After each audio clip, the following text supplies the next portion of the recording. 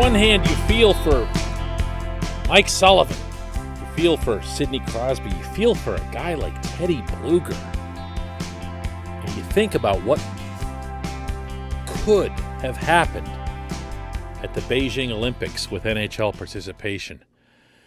And on the other, there's the Pittsburgh perspective. Good morning to you. Good Wednesday morning. I'm Dejan Kovacevic of DK Pittsburgh Sports. This is Daily Shot of Penguins. It comes your way bright and early every weekday. If you're into football and or baseball, I also offer up daily shots of Steelers and Pirates where you found this. The NHL will not send its players to Beijing. All that's left to make that formal is the notification to the IOC, which is expected this week. No, this isn't a surprise. No, there's really not much room to argue against it, particularly once the Chinese government made known that anyone who was going to test positive was going to be forced into a 4-week quarantine. I mean, that was the end. I can't believe it took this long. That was a few days ago. For everyone to think about the Chinese government locking you up for a month. You know, like after the Olympics are over, you're still stuck over there, you know, with no real rights or anything. You know, Sidney Crosby in Chinese jail. So no, this wasn't going to happen. No, the IOC wasn't going to be able to supersede the Chinese government, nor was Gary Bettman. So it's felt inevitable ever since then, and really to an extent it felt inevitable even before that. And I genuinely feel lousy for a handful of people associated with the Penguins who were going to partake in this. I'll start with Sullivan. There's a part of me that would have loved to have seen Sully representing the United States of America on an international stage. You know what I'm saying?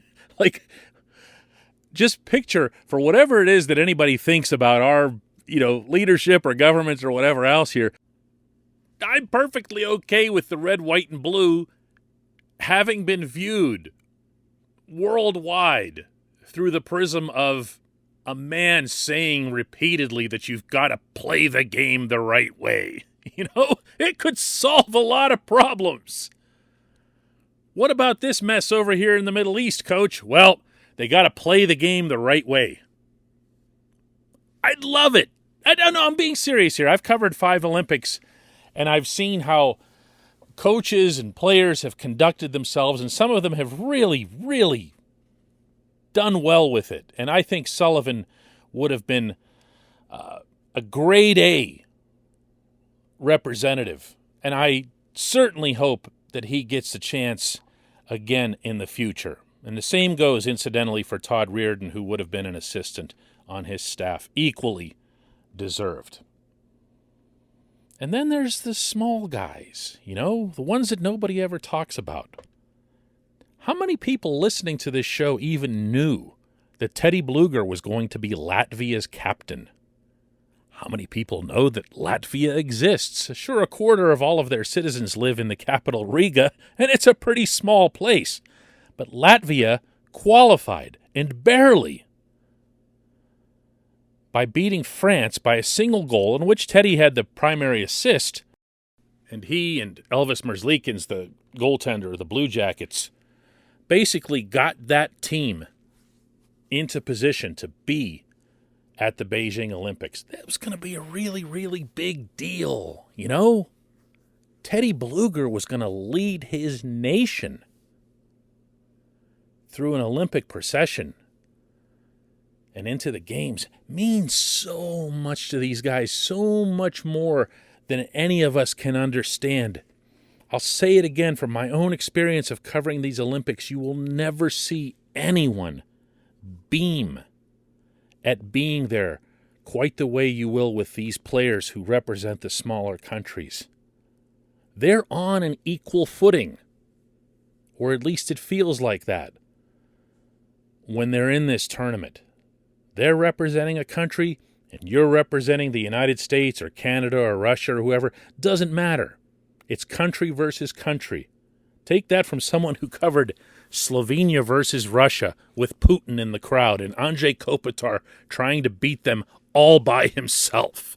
It's a blast, but it's a real point of pride, too. Teddy misses out on that, and that's a shame.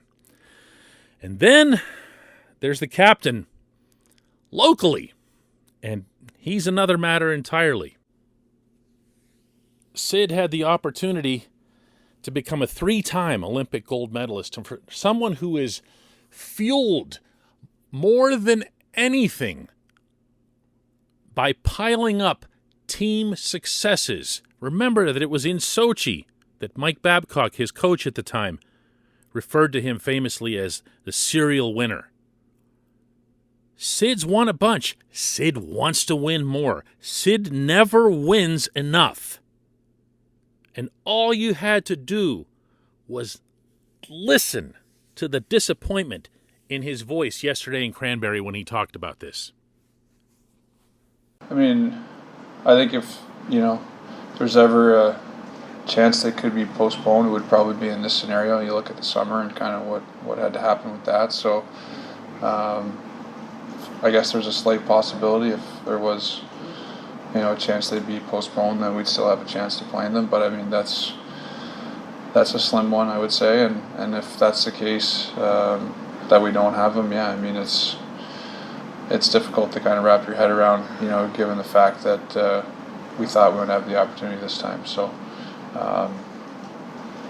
I've been fortunate enough to be part of two. I definitely feel for the guys who have missed numerous opportunities. It's not something where it's the next year or you push it a couple months. Like, these are opportunities and experiences of a lifetime that you don't get very many of as an athlete, and you might only get one, and it just might happen to fall kind of into your window, and if that doesn't work out, it's unfortunate.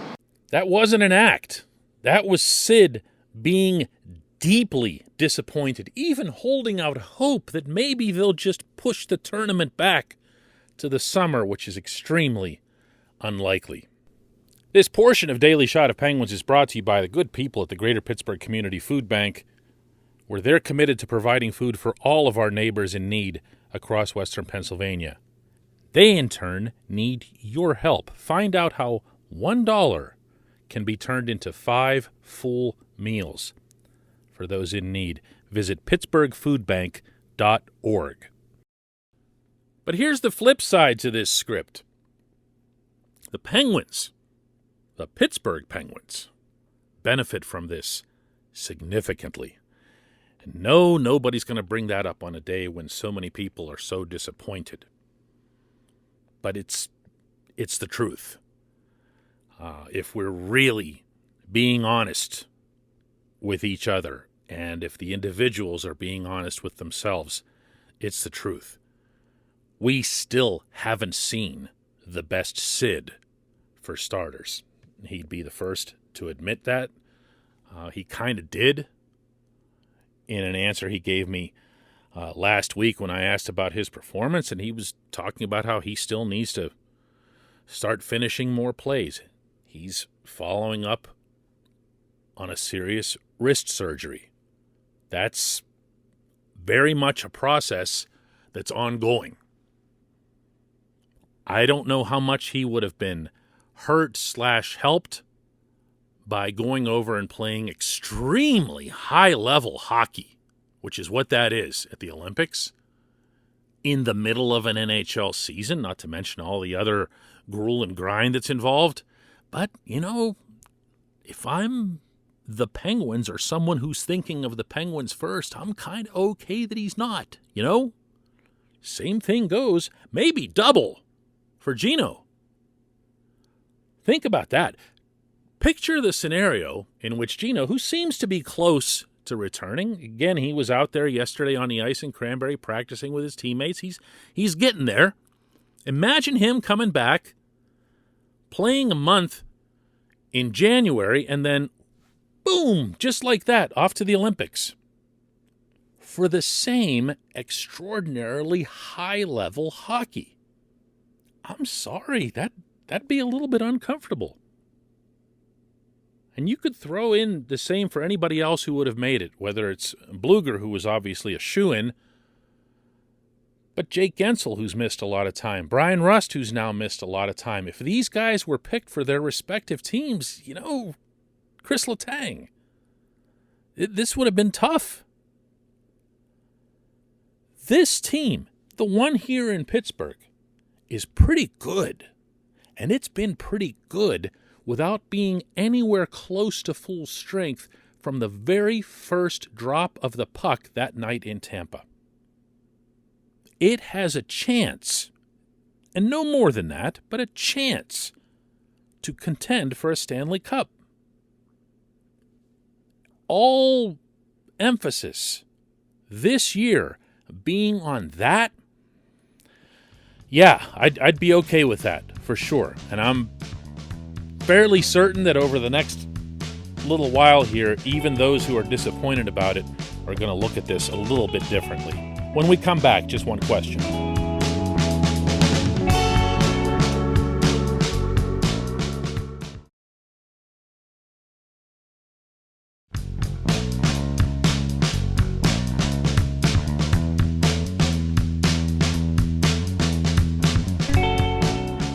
Welcome back. It's time for Just One Question. That's brought to you always on this program by Fubo TV. The monthly cost of cable is over $200. Fubo TV is $65 a month to watch all the same channels, including AT&T Sportsnet Pittsburgh. And right now, Fubo TV is offering our listeners of this show a 7-day free trial and 15% off your first month.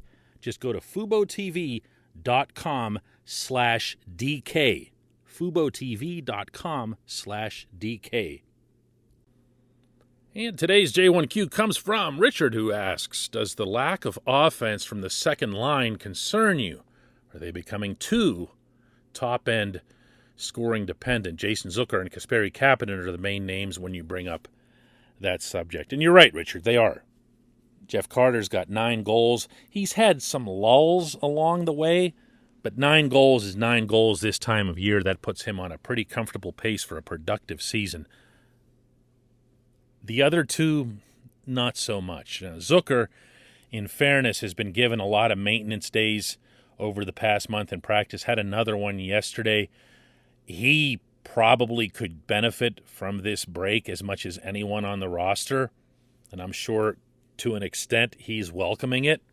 We'll see if that impacts his finishing touch, which is the thing that's been the most missing. And you know what? You could say the same thing for Kapanen, which sounds crazy considering it's the one thing he's been most known for, is his ability to get the puck from blade to back of net. And for some reason, that's been the one component of his game that's been the greatest shortfall. That said, the second line isn't going to be this before long. The second line is going to have Evgeny Malkin on it. It's almost certainly, from what I've heard, going to have Kapanen on it. And from there, you got to start making some decisions. You got to look to an extent to the first line and say, okay, is it a given that when Brian Rust returns that it'll be Rust with Sidney Crosby and Jake Guentzel again? Do you dare take Evan Rodriguez and put him in a lesser role after he has been, and I say this without hesitation, your very best forward this season overall? Why devalue a rising asset? So, depending on what you do there, you can make a decision, the other wing, what you're going to do there. Zucker might be a choice because he can distribute, because he's played with Malkin, and because he's defensively responsible. I don't think he's great defensively, but he's responsible, he's conscious, he's aware. But he's also, not someone who's going to finish anything. And that would be a concern there. Beyond that, what are you doing with the remnants of the current second line? Where is Zucker going to go? Where is Jeff Carter going to go? The logical thing for the overall impact on this line chart is going to be that Teddy Blueger and his group, with Brock McGinn, Zach Aston-Reese, will be bumped down to the fourth line. That's what we saw whenever everybody was healthy going into the playoff series against the Islanders. I'll tell you one name that I might consider throwing into the mix for this second line, and that's Danton Heinen. He might not be a top six forward sustained over a full season, but again, as with Rodriguez, I'd like to find out, and I'd like to find out in a way, of course, that doesn't hurt the ongoing process, but I'd like to find out. When I watch Zucker play, I don't think top six. I don't care what his contract says. I want to see people up there who can produce. So if I'm doing the top lines, the top two lines, bear in mind, I'm not. I would start out with Sid between Jake and Rodriguez. And then I would have Gino between Heinen and Kapanen, and at least see how it goes. If your next line is Carter, Rust, and Zucker, or Carter, Rust, and Drew O'Connor if Zucker continues to bomb out, you've got something. Adding on that fourth line there, you've got something. You know, you have a bunch of moving parts that you can try out at that third line left wing. You know, whether it's Zucker or O'Connor or Dominic Simone or someone like that, you see who fits. You try to create the best possible two-way third line that you can. And this isn't about, punishment or demotions or anything like that, or even Rust being Wally pipped off the first line. But it happens. I'm just not inclined to take what we've seen from Rodriguez and Heinen so far and just throw it out. Whatever, you are who you are. Now get back in your place again. No. This team has done an awful lot of winning without an awful lot of its best players to this date. I'm not ready to just toss them aside. I appreciate the question. I appreciate everybody listening to Daily Shot of Penguins. We'll do another one last one, this week tomorrow.